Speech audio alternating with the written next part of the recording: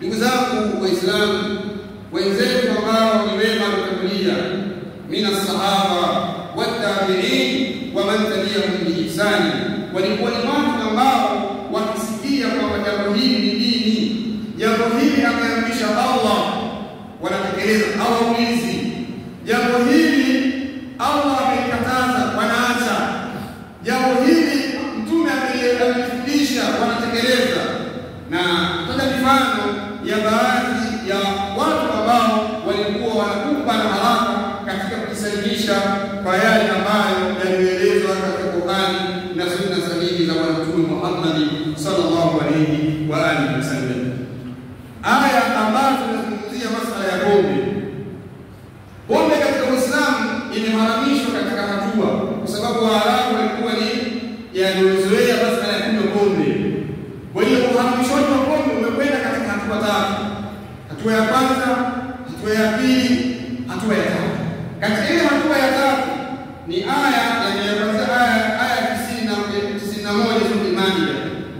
Allah subhanahu wa ta'ala mwisho kabisa wa aya akasema fa hal antum muttaqun. Aya hii ziliposhuka aya mbili, Mtume sallallahu alaihi wasallam akaenda kuwasomea masahaba, kuwatangazia kwamba kuanzia leo hii pombe ni haramu ila yaum al-qiyama.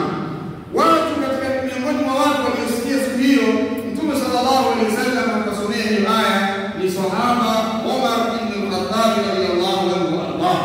Aliposikia kwamba Allah subhanahu wa ta'ala anasema fa hal antum muntahun, nyinyi mko tayari kuachana pombe? Umar ibn al-Khattab radhiyallahu anhu akasema intahaina. Wakawa masahaba wanakimbia katika mji ya Madina, wanatangaziana, jamani, pombe imeharamishwa. Kuna watu washabeba mitungi yao, wamebeba maji yao kwa ajili ya kutengeneza pombe, wameshaiandaa. Watu wakawa wanakunja mitungi, wanamwaga pombe, kwa sababu tangazo haramu kwa pombe ishatoka. Ingekuwa ni wewe Muislamu wa leo unasema ndio niuze kwanza nimalizie, lakini hawa ni watu ambao wanaonyesha namna gani walikuwa na imani ya hali ya juu kwa Mola wao subhanahu wa ta'ala. Jambo lingine ni kisa cha Abu Bakar radhiyallahu anhu wa arda. Abu Bakar, kuna bwana mmoja alikuwa anaitwa Mistah ibn Mutaka. Huyu Abu Bakar radhiyallahu anhu alikuwa anamsupport, yani anamsaidia katika maisha. Na watu tokea hivi, na watu wanawasaidia kula yake pia. Ile kutokea fitna ya kisa kile cha ifki, Mama Aisha radhiyallahu anha kusikiziwa jambo la uzinifu. Miongoni mwa watu ambao walikuwa wanasambaza habari huyu bwana alikuwa anaitwa Mistah ibn Mutaka. Sasa baada ya kugundulika, Abu Bakar radhiyallahu anhu akasema kuanzia leo huyu bwana anatisha misaada ilikuwa atajitegemea mwenyewe.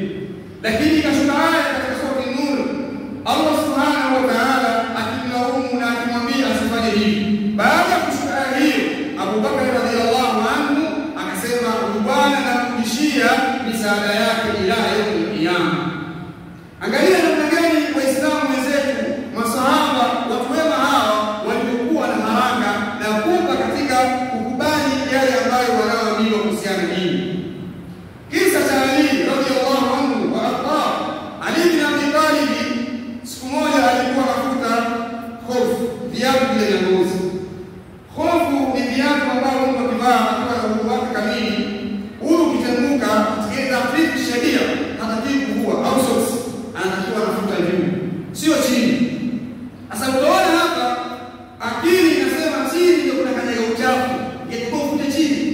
Lakini kwa sababu Bwana Mtume sallallahu alaihi wasallam amefundisha hofu ifutwe juu, yeye Ali bin Abi Talib radhiyallahu anhu wa Allah akafuta juu, kisha akasema law kana dinu bil ra'i, law kama dini ingekwenda kwenda na maoni, ingekwenda na fikra, na kana asfara al-khawfi aula bil masjid al-a'la, basi ingekuwa kule kufuta chini ya hofu ni bora zaidi kuliko juu. Wakajira aitu Rasulullah sallallahu alaihi wasallam, mimi nilimuona Bwana Mtume sallallahu alaihi wasallam masha ala khufai, Mtume sallallahu alaihi wasallam alifuta juu ya kufia. Hizi ni baadhi ya mifano inaonyesha namna gani watu hawa wema walikuwa wana haraka ya kusalimisha.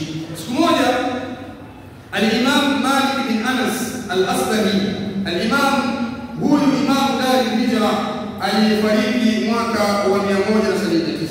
Siku moja yuko katika darasa lake anasomesha, akaja mtu akamwambia, akimuuliza katika ile aya ambayo Allah Subhanahu wa Ta'ala anasema Ar-Rahman 'ala al-'arshi istawa, Allah tabaraka wa ta'ala yuko juu ya arshi ya mizani. Yule mtu akamuuliza kaifa istawa, vipi ametulizana Allah Subhanahu wa Ta'ala?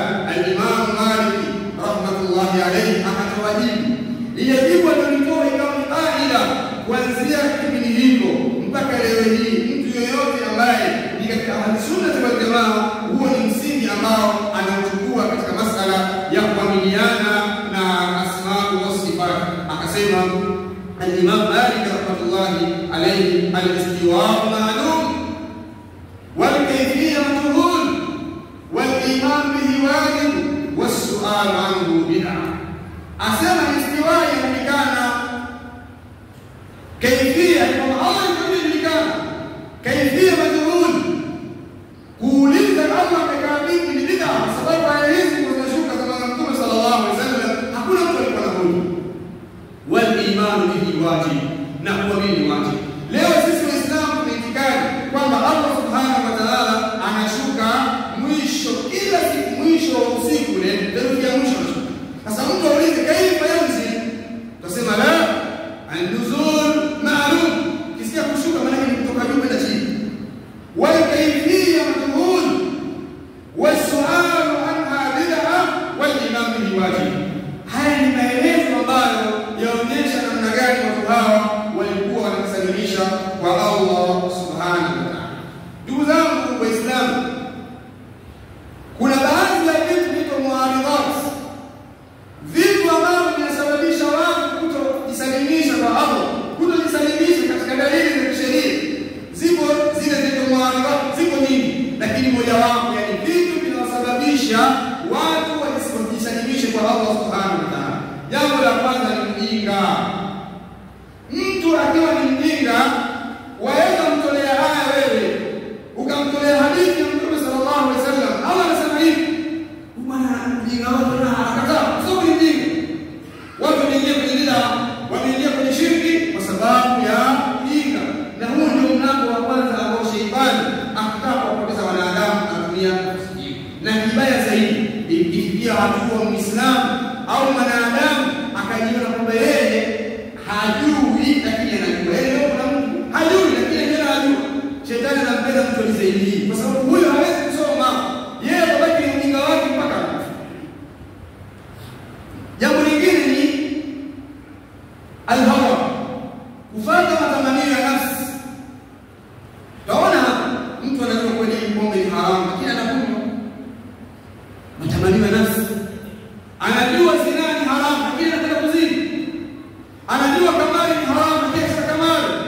Anajua riba ni haramu lakini anataka mikopo ya riba na hasikii. Hata muamini al-hawa, afara'aita man ittakhadha ilahahu hawa. Kuna watu wamegeuza matamanio ya nafsi zao kuwa ndio Mungu. Anaabudu kile anachokiona yeye. Sababu nyingine ni at-ta'wil. Ta'wil, kupotosha maana ya dalili ya kisheria. Ambiwa Allah anashuka, ashuki Allah, ashuka neema yake. Tunamwona Allah siku ya hatumuoni, tunamwona neema yake. Wa hadha tawahutu yubal min dunillah. Kadhalika jambo la al-falsafa wa ilmu al-kalam. Kuna watu aya hadithi anazipima kwa akili yake. Vile ambavyo akili inataka ndio anakubali. Akili ikikataa leo anakubali. Watumia bongo, logic, sio mantiki. Kwenye dini hakuna falsafa. Wewe ukisikia Allah anasema, ukisikia mtume kasema, wewe ni kufuata basi. Makusudi hapo kuna nini? Kuna mantiki, hakuna mantiki. Hao ambao walianzisha elimu za mantiki walikuwa ni watu kufar. La yu'minuna billah wa hum bil akhirati hum kafirun. Ukisikia mtu anasema mimi ni falsafa, watu wanaanzisha mambo ya falsafa ni wagiriki, wakina Aristotle, wakina Platon. Wagiriki waliishi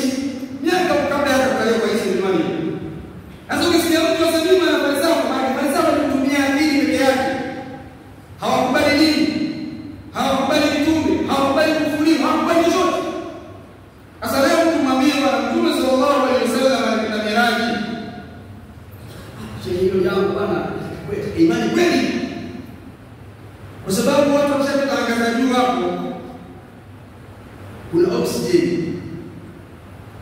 Lazima ubebe mtungi wa oksijeni. Sasa mtume kana mtungi wa oksijeni. Yaani anakataa tukio la Allah subhanahu wa ta'ala kumpeleka mtume wake Muhammad sallallahu alaihi wasallam katika mbingu ya saba. Yeye anakataa, anasema sayansi inakataa. Wewe sayansi unajua? Sayansi unajua? Wao wamekabili mambo ya Wagiriki wazungu kwa sayansi. Wewe ulikuwa ni Muislamu, hakuna cha sayansi. Sayansi yako ni kwa Qur'ani, ifuate sunna. Kwa sababu ilikuwa ni ngumu kuamini, kwa sababu ukishatoka mwingi wa dunia, kwenda huko mbingu za juu huko, anga za juu, lazima awe na oksijeni. Mtume alienda mbingu ya saba, ana oksijeni, hana nini na alikwenda.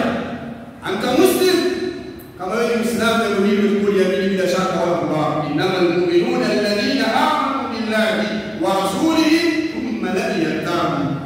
Huu ni mfano pekee yake, lakini kuna mambo mengi. Mtu anaambiwa bwana Mtume sallallahu alaihi wasallam anasema mzi akiingia kwenye kikombe au kwenye kinywaji mdumbukize, kwa sababu katika ile bawa, katika mabawa yake mawili kuna bawa ambalo ni dawa na bawa lingine lina ugonjwa. Sasa mzi akiwa anakuwa ameinama hivi, wewe huwezi kujua kwamba pale amekuwa na bawa la ugonjwa au amekuwa na bawa la dawa. Sasa mtu anaangalia, ina maana mtu nikasema ndio hadithi sahihi. Bwana bwana lazima nilishe kwani akiingia ni kimwaga vipi? Yeye anajifunza kwamba ana daktari sahihi, anazingatia taratibu za afya. Wote msina mtume sana kwa afya. Yaani wote kujifanya wewe na mambo ya afya msina mtume sallallahu alaihi wasallam. Kwa hiyo Uislamu wajibu wake kusalimisha na wala si kukataa mafundisho ya Uislamu kupitia akili na mawazo na fikra ambazo zimejengeka katika namna kama hii. Kuna watu huko nyuma walijifanya kwamba wao ni afia, wao ni watu watumia bongo, lakini mwisho wa maisha yao walikuja kujuta kwa yale wanayofanya. Kwa watu kusoma historia ya Uislamu, kuna mwanachuoni alim jalil fi ilmu tafsir wal lugha wal usul al-Imam Fakhr Razi ambaye ana kitabu Mafatihul Ghaib au tafsir al-Kabir. Huyu shekhe ni mmoja katika wanachuoni ambao yaningama si ilmu kalam wal falsafa, lakini kuonyesha ubaya wa jambo hili, mwisho wa maisha yake alikuja kupitia haya alikuwa anafanya, akawa anasema wa nihaya kidami al-quli iqalu wa akthar sayyid al-alamin awlan wa arwahuna fi wasatin min juzumina wa ghayat dunyana ala al-wabal wa lam nastafid tula umina illa an jama'na fihi qila wa qala. Huku analia na Allah alipo umri mrefu zaidi ya miaka 90. Umri shapa ni mzee shachoka.